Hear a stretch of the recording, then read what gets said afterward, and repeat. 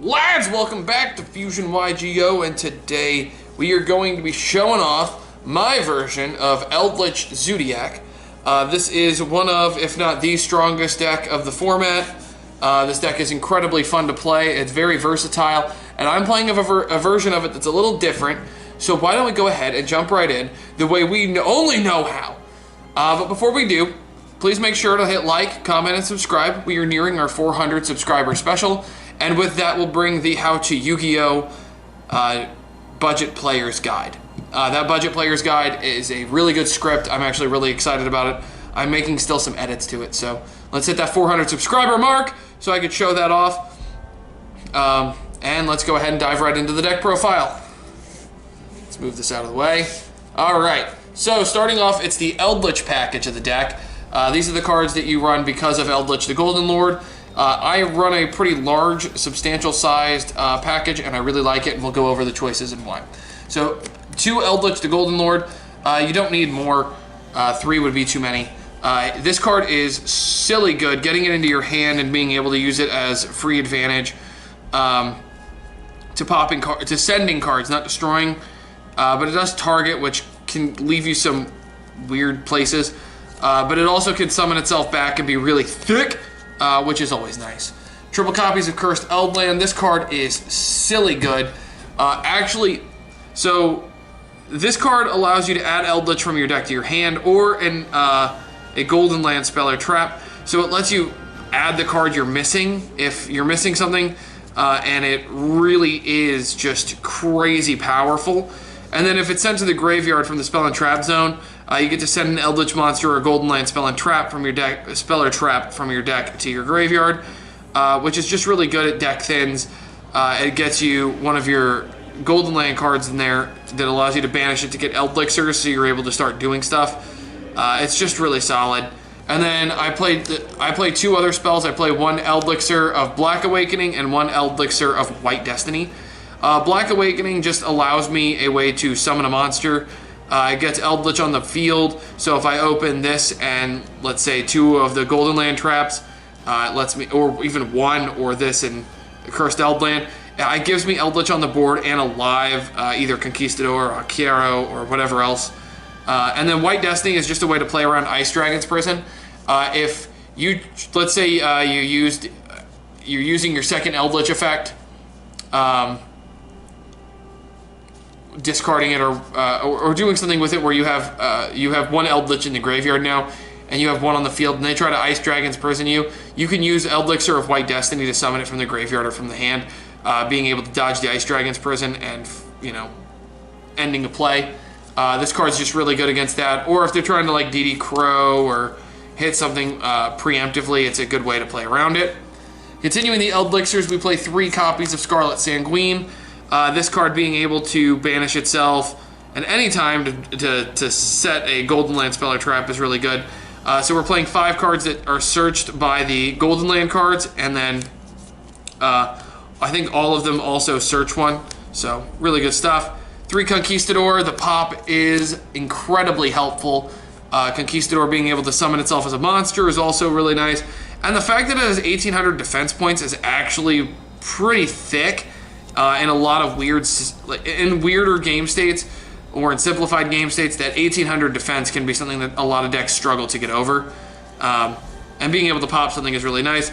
And then not the turn, you can only use like 1 effect per turn, but during the end phase, you're able to banish it to set an Eldlicher. So you can use this during like the end phase of your opponent's turn, and then link it away during your turn to be able to banish, to be able to do stuff. Then triple Hakiro. Hakiro lets you banish cards from the graveyard, from your opponent's graveyard, which is really nice. So you can do that kind of stuff, and you can use the Hakiro aggressively to be able to summon it. And it's an 1,800 attack point trap monster, which is really just weird. And that does it for the Eldlich package. Let's move on to the Zoo part. Alright, now on to the Zoo package. We are running double copies of Zoodiac Thoroughblade. I was originally running this at 1, and I found that 2 is actually really useful. And the best way I can describe it is that this card does extra damage, which can be the one thing that this deck struggles to put out a lot of, is damage. This card helps you get there. because of its 1600. And if you open another Zoodiac card in hand, it gives you a free draw, which is always nice. One copy of Whiptail. Whiptail is a free attach. It's quick effect to attach, which is always nice. And it banishes when it battles, so you can use it aggressively to deal with threats on the field and things like that. Then we are running the one copy of Rat Pier. Rat Pier is just a deck then more. It gets rid of one. The fact that it's 0 kind of stinks, but I mean, we're running the double Thoroughblade, 1 Rat Pier. I think this is the perfect ratio right now. 1 Ram. It's good when traps target your monsters, trying to stop you from doing things, but overall, Ram is just solid. And then Bunny Blast, which does the same thing as Ram, but with spell cards. Always really bueno. And then to search them, we're running 3 copies of Tenki. Tenki Search is one of them. So whatever your missing piece is, Tenki helps you get there. And then 1 copy of Barrage. Barrage is just a free Zoodiac card, so why not run it? And now we're going to go into the generic staple, the generic cards that I'm running in this deck. All right, the generic cards. Here we go. Triple copies of Cosmic Cyclone. Cyclone is just really good. Back row decks, being able to use this in the mirror match to get rid of the Cursed Eldland permanently, being able to banish the Eldlichers and whatever, being able to use it against Drytron on Meteonis, locking them out of being able to play the game the way they want to. Card's just really solid. Now into traps. 2 copies of Torrential Tribute. This card you can use so aggressively. I've contemplated running this at 3, but 2 has ended up being a really solid number. You'll notice that I'm not playing any hand traps in this deck except for the next card. Torrential Tribute just helps you be aggressive or reactive with your plays in a way that can break your opponent's board before they can do anything. Triple copies of Infinite Impermanence. This is the only hand trap I'm running in this deck. The reason being is 1, it's a trap card that I can set.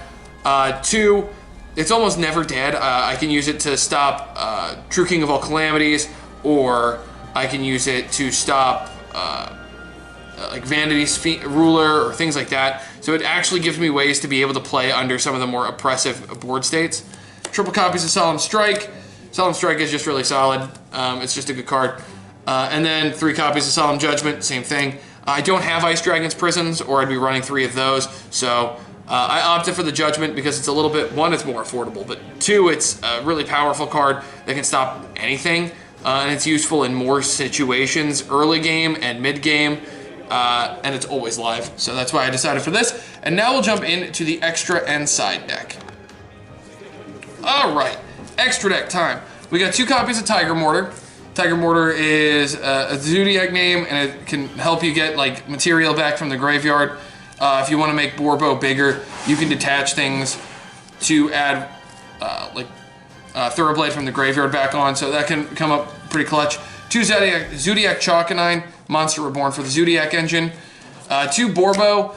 It's important because if one gets stopped or you can't get to Zeus for whatever reason, having the second one, being able to poke directly and then put your opponent on the back foot late game can be really powerful. 1 Zoodiac Dryden. Dryden is typically part of your ending board if you open perfectly because it gives you a pop on your opponent's turn, which is always nice. And then Hammer Kong, because he's just a name, and that's all he's there for, because he's a name.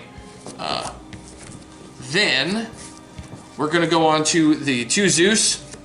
I actually have used both Zeus in a game before. It's pretty rare, but having 2 is actually incredibly helpful in like longer, grindier games. Being able to go into the second one can really just change the whole entire complexion of a game. And that does it for the Exceeds part. Now let's get into my links. So I'm running 1 Link Spider, 1 Barricade Board Blocker. I'm running 1 Alsa. Now this will change. If I had the BLS link, I would be running it over this, but I don't have that. So I'm running Alsa, which will let me steal up cards like Earth monsters.